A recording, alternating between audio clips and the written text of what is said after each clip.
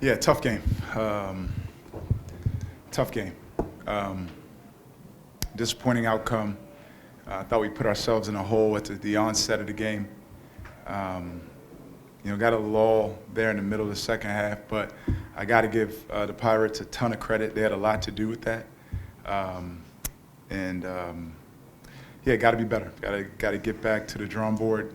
Got to keep scratching and clawing and finding a group of guys, that can, play with the level of toughness and discipline on a consistent basis to be able to compete in this league. Kim, is this one of the more frustrating ones that you've had? Because obviously you managed their toughness in stretches, but that's not what they do. Early. I felt like when it was like 12-10 or whatever, early to start the game, and you think if you could continue that, sustain that, you'd overcome, you'd break through. And then obviously in the second half, after that timeout, I felt like again, but they absolutely, I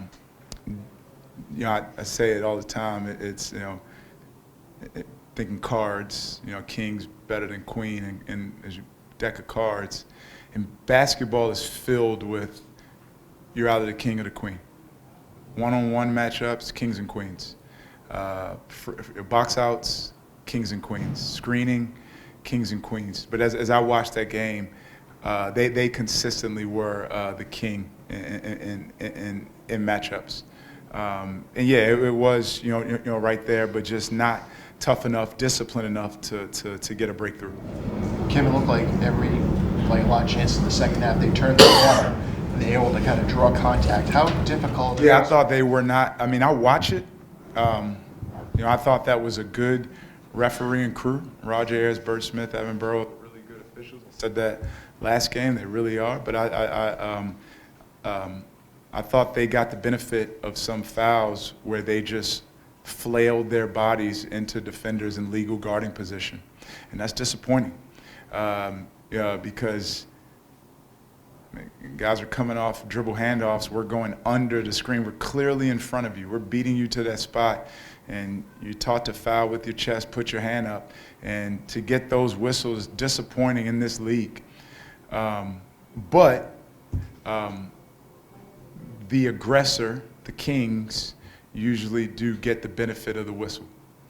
And again, officiating was not why we lost this game, but I do think it was some unfortunate foul calls in the second half.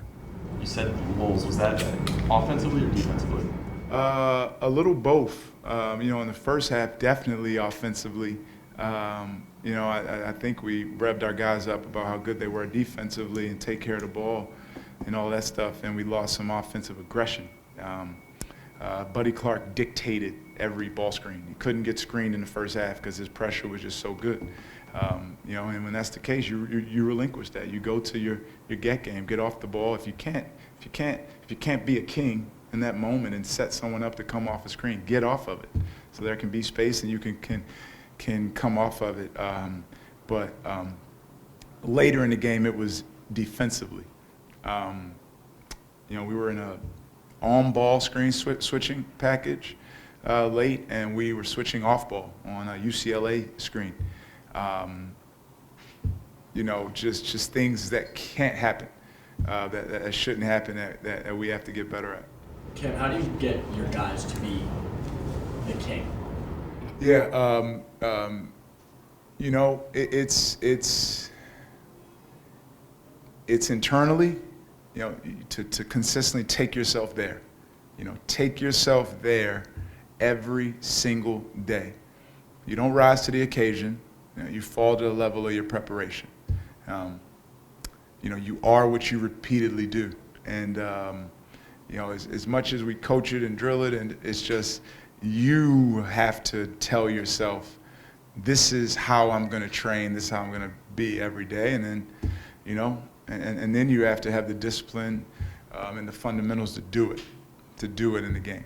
There was moments where we were the king, but they were the king more than us tonight. Was the play like for Jalen to kind of get in the paint and kick out?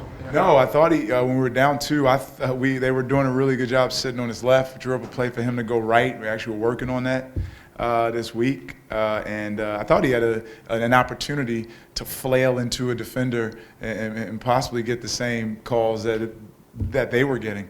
But like he's taught, he didn't see an angle to score. He played off 2 feet. He pivoted and.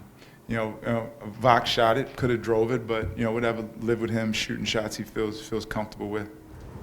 Kim's about 5 for 23 from the 3. Most of them were in the half court, not in transition. Is that what you want to see? No, I definitely thought, especially with the tenor of that game, we could have been a lot more aggressive getting to the rim. Thought we could have been a lot more aggressive getting to the rim, especially with the way the game was being called. Referees really try to be even. They try to be equal. If they give them one, they'll give you one. And I thought we let them off the hook shooting so many threes. Kim, how frustrating we're about to flip the calendar and you're still searching for 5 guys that you say, hey, these are the 5 that I want in one position? Very frustrating. And sometimes on a deep team, that's a reality because when there's not great separation amongst the ranks, everybody kind of feels like I can be the guy. Everybody, and there's not real acceptance. If we're going offense, defense, don't be checking out of the game, looking up into the stands at your parents or whatever.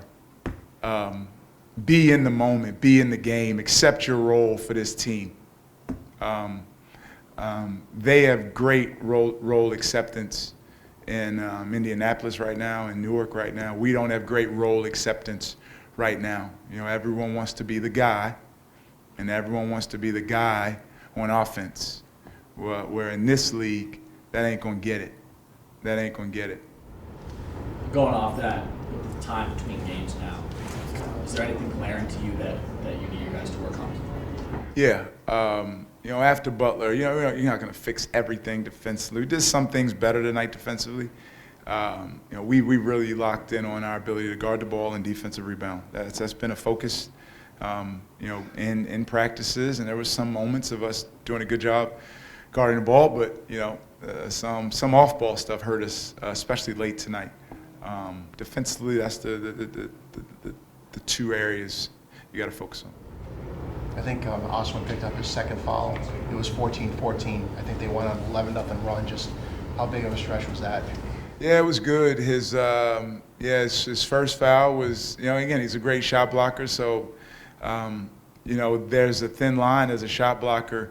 Do you remain disciplined and wall up, or do you try to go block that shot? When you do that, a foul can be called. His second foul, he was out of position. The guy ducked in, he fouled. It was a big stretch. Cole, but next up, Pateras, Pennis have a great couple of weeks and could be ready to go. Cole, minus 14 in 12 minutes is tough. It's very tough. That 11-0 stretch obviously had a lot to do with that. Coach, with the next 2 games coming up now, what's the message to the team, St. John's, UConn on the horizon? Yeah, I just said it. When you think about the hardest playing teams in our league, since I've been here at least, it's consistently Seton Hall, who we've had success against, until tonight. And I think our first game, Bryce towards ACL.